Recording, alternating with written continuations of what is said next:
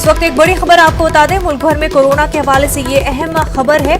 Corona मरीजों की मजमूई तादाद 3,32,424 हो चुकी है और अब तक 9,520 अफराद हलाक हो चुके हैं।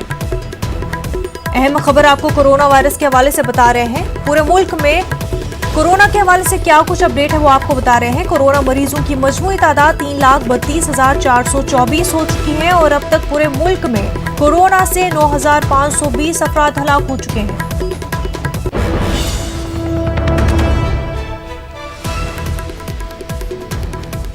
कोरोना वायरस हवाले से आपको पूरे मुल्क में क्या कुछ अपडेट है वो बता रहे हैं। कोरोना मरीजों की मजमूई तादाद पूरे मुल्क में 3,32,424 हो चुकी है और अब तक 9,520 अफराद कोरोना से पूरे मुल्क में हलाक हो चुके हैं।